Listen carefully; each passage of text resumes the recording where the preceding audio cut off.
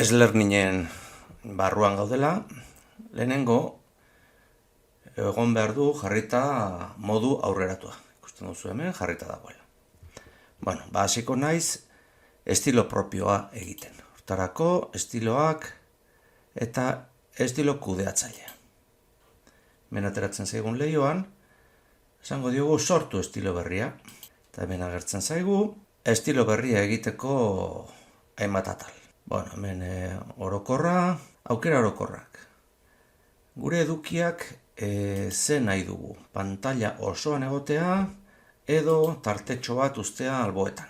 Adibidez ni jarriko diot, 180 ikustea eta zentratuta.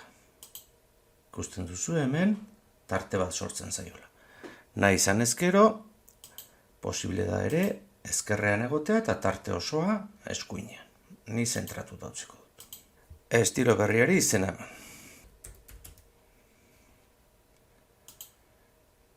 Euneko 80, zentratuta. Hemen ikusten duzue koloretxo hau, itzala, kolorea eman daiteke. Nahi badugu, aldatu genezake. Ados, ikusten da aldatu dela. Gauza gehiago, ertzari, ertzoni ez diot emango beste kolorerik, eta tamainarik, testua horrela utziko dut. Horria, horriaren atzekaldea. FF hau txuria da, utziko dut horrela. Bueno, hemen esaten dit horriaren atzekalde honetan zerbait jarri nahi dudan. Nahi badut, hemen kolore bat eman dezaket.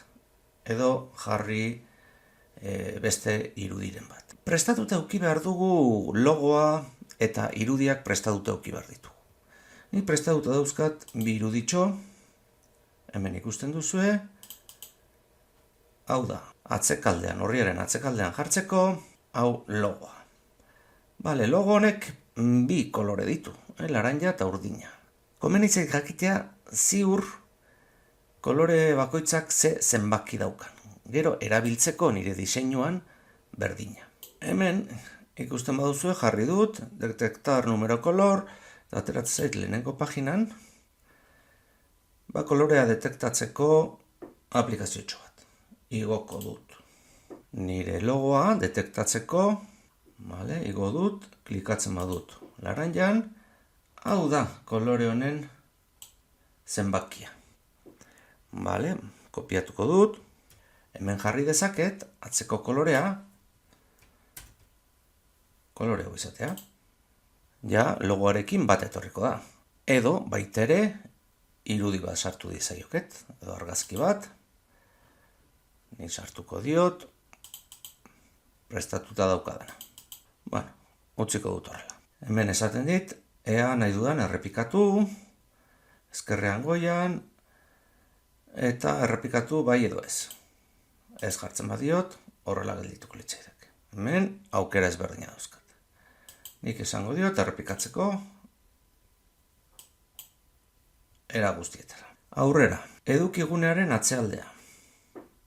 Hau, edukia, testua eta irudiak eta egongo direna. Grisa dago, horrela utziko dut. Irudi bat ere jarri daiteke, baina garbia izatea komeni da. Bilaketa barra hau. Hau utziko dut dagoen bezala. Goiburua. Hemen komeni zait jartzea logoa. Goiburua altuera 120. Ez du komentatu, komeni da esatea ere, honi eman dizkiot 150 pixel eta 250 pixel. Eta ikusten duzu utzi duela hemen txuriune bat. Hau beharko dut. Orain izango dizuet zergatik. Hemen menua daukat jarrita. Orduan logoa hemen jartzen badut, tapatuko zait. Oazen probatzea. Ikusten duzue, agertu zaidala, errepikatuta, esango diot, ez errepikatzeko. Baina, hemen ez da iristen guztia, orduan tamainan jarri beharko dut. Adibidez emango dizkiot, 160 pixel. Hau ikusten den guztia, perfecto. Ikusten da, guztia. Eta saiesten du, etxera joateko, botoi hauek saiesten dit. Atzeko kolorea txuria, ertz kolorea, Emango diot ertz kolorea laranja emango diot. Kolore hau berdina. Aurrera, izenburua. Izenburua eskutatu edo ez. Nik izenburua mantentzeko esango diot, letra tipoak ez dauzka asko, baina aukeratu ditzakezu. Testuaren kolorea. Nik urdina nahi dut. Testuaren kolorea. Bale, joango naiz hona, eta urdinaren kolorea zein dan. Eta ikusten duzu, izenburua jarri zaidala, urdin kolorez. Non nahi dut koka? Goitik ze neurri. Horrela utziko dut, erdian kokatzeko, zentratuta, hemen dago. Tamaina, pixka bat handiagoa jarri beharko nuke. Ni gomendatzen dizuet, 100 bat ematea, 100koa, tamaina ematea, ze handiegi egartzen badu gero izenburu luzea balin badauka ez da kabitzen. Edo pixka gehiago ere jarri dezakezu. Eta 10 emango diogu. Ikusten da pixka bat handitu dela. Gehiegi ez eman. Aurrera, horri oina. Horri oinan, emango diot laranja jartzeko ere, ze goiburua jarri diot horrela, beraz laranja. Atzeko kolorea txuria. Bale, horrela utziko dut. Navegazioa. Navegazioa da hau. Jarri genezake, menua eskutatu ere egin daiteke, navegazio horizontala. Horrela. Honen problema izaten da,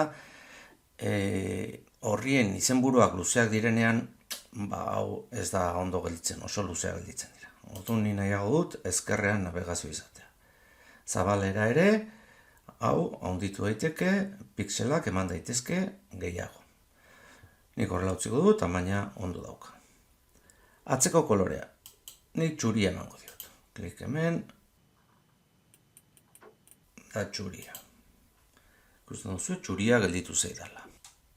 Orain, letra tamaina berdin utziko dut, atzeko kolorea. Txuria utzi dut, gaitutako atzealdea. Zer esan nahi honek? Nik aukeratuta daukadan leku hau. Hau. Nik eman nahi diot gris hau. Gris hau topatzeko, hemen daukazue edukiaren kolore hau berdina emango diot. Ikusten duzu, gelditu zaidala, gris berdina. Ertz koloreak. Ertz koloreak, laranjak emango dizkiot. Manoa, laranja hau. Eta laranja gelditzen zait. Letra tipoa, hau horrela utziko dut. Ikonoak erabili. Hemen ikusten duzu letrak daudela, baina erabili daitezke ikonoak. Nik ikonoekin utziko dut. Ze kolore, beltza, grisa, zuria, grisa utziko dut. Idebaiza.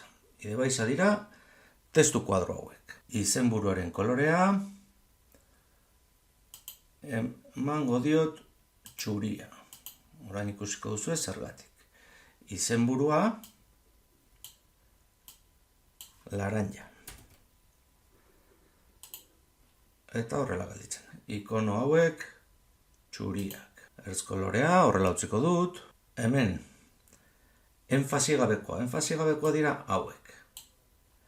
Hau da testu kuadro bat eta hau bestea. Hau laukituta dago. Honi egin dezaket kuadroa erakutsi. Ikusten duzu kuadrotxo bat sortzen dela. Nik kenduko diot. Eta hau, ikonoa, utziko dut horrela grisa. Gehigarriak, hemen jarrita dago inprimitzeko ikurra agertuko zaigu gero. Hau utzi daiteke horrela, edo ez badugu nahi agertzea, kendu dezakegu. Eta listo. Gorde, izena eman diot lehen, eta sortuko zaigu estiloa. Hau da, agertzen zaidana. Ni joaten naiz orain. Nire proiektura, estilo hau ezarri halko diot.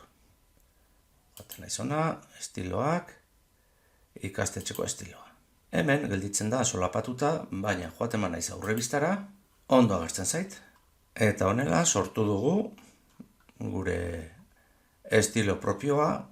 Orain estilo hau nik eraman nezake nahi dudan lekura. Estiloak kudeatu, eta ematen badiot.